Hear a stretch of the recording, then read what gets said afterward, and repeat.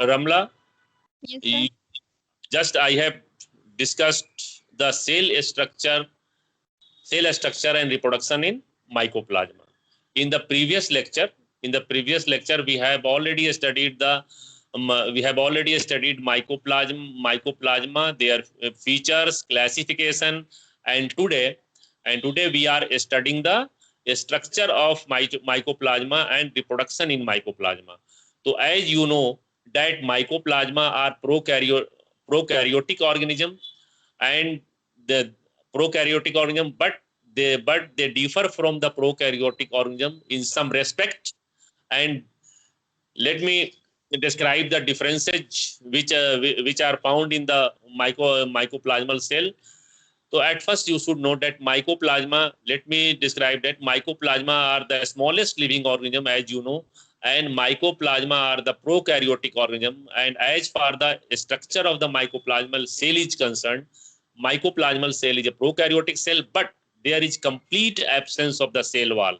Mycoplasmal cell does not have any cell wall, and on the other hand, the other prokaryotic cell like bacteria, cyanobacteria, they have they have the cell wall consisting of the peptidoglycan. But the mycoplasmal cell does not mycoplasma do not have any cell wall.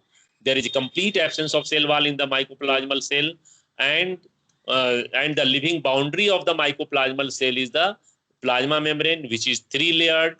And you know that there is a very unique feature of the mycoplasmal cell membrane in having the cholesterol and cholesterol ester in its composition. And the mycoplasmal cell is pleomorphic, because the size, the shape of the cell is variable. Therefore the you can say that the mycoplasmal cell is pleomorphic in shape.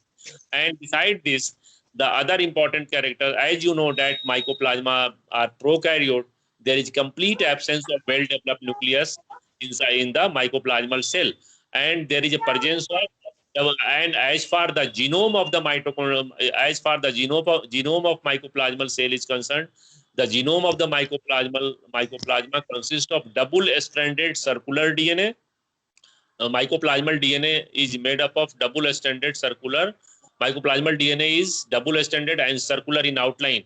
You can say that mycoplasmal genome consists of double stranded circular DNA, and they have lesser gene in comparison to the bacterial genes. Beside this, beside this, the ribosomes found in the mycoplasmal cells are of the 70S type, like other prokaryotic cell. You know that the prokaryotes have the ribosomes which are of 70S type, and similarly, the mycoplasmal cell also have the 70S type of ribosomes, and the ribosome consists of the smaller subunit of 30S and the larger subunit of the 50S. And when the protein synthesis gets started, these two subunits get united. And when the protein synthesis are not taking place, these two subunits are remain separated from one another.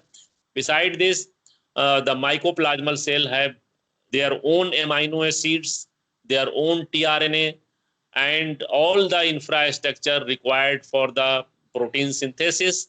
And the various types of chemicals are present in the cytoplasm of the mycoplasmal cell. So the very unique character, you also know that the mycoplasmal cell require esterol for their growth, and this esterol requirement is not reported in other prokaryotes like bacteria, cyanobacteria. So the mycoplasmal cell is very unique. They are prokaryotic. They are although prokaryotic cell, but they have some differences from the prokaryotic cell, and these differences include that the first difference is that there is a complete absence of cell wall in the mycoplasma, because and the second difference is that there is that presence of cholesterol and cholesterol ester in the cell membrane, which is not found in the other prokaryotic cell membrane. So, and the mycoplasmal cells are pleomorphic, whereas the bacterial cell are not pleomorphic. Bacteria have definite shape, but the mycoplasma do not have definite shape. Rather, they are variable in the shape. Therefore, they are called pleomorphic in shape. And this mycoplasma, now, as far my reproduction in mycoplasma is concerned, mycoplasma reproduce by three methods. three methods which include binary fission, budding, and elementary body formation. You know that there is complete absence of sexual reproduction in mycoplasmal cell. Mycoplasma do not reproduce sexually. You can say there is complete absence of sexual reproduction in mycoplasma like other prokaryotic cell. And mycoplasma reproduce mostly by the binary fission methods, and as a result of binary fission, the mycoplasmal cell splits into the two parts, and each part develop into a give rise to the new mycoplasmal cell. As far budding is concerned, budding is very rare. Budding is rarely reported in the mycoplasmal cell, but bud formation may take place in mycoplasma, and the bud gets detached from the original cell, and it gives rise to the new mycoplasmal cell. Now let us discuss about the elementary body, which is very important. The elementary bodies, mycoplasma also produce elementary bodies. What are elementary bodies? Elementary bodies are the spherical or cocoid-like structure which are formed in the large mycoplasmal cell. They are not formed in the small mycoplasmal cell. Rather, the elementary bodies, the elementary element, you can say elementary element or elementary bodies. These elementary bodies are formed in the large mycoplasmal cell, not in the small mycoplasmal cell. And these elementary bodies are formed inside the mycoplasmal cell, not outside the mycoplasmal cell. These mycoplasmal cell, these elementary bodies gets released from the parental cell, and after release from the parental cell, they gets elongated in size. They become elongated, and they produce the very small spherical conidia-like structure, but they are not conidia. Conidia-like structures are formed, and these structures give rise to the development of new mycoplasmal cells. And as far the production of spores is concerned, there is complete absence of any spore. Mycoplasma do not mycoplasma do not produce any spore. Mycoplasma do not produce sexually. Mycoplasma multiplies or reproduce themselves by the process of binary fission, budding, and elementary bodies formation. And as far their nature is concerned, mycoplasma are mostly parasitic and pathogenic, but some saprophytic species are also reported, which are found in decaying organic matters. But almost all the species of mycoplasma are parasitic and pathogenic. And they have the capability to cause disease not only in the plants but animals and human beings also. And it is for your and you have already studied the mycoplasma.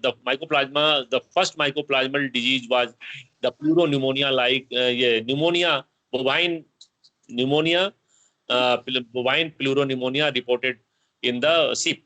And in human being, the mycoplasma causes pneumonia and infertility. And there are two very common species of mycoplasma are Mycoplasma hominis and Mycoplasma pneumoniae. And mycoplasma are also parasitic and pathogenic on the plants, and they also cause different types of diseases in the plant.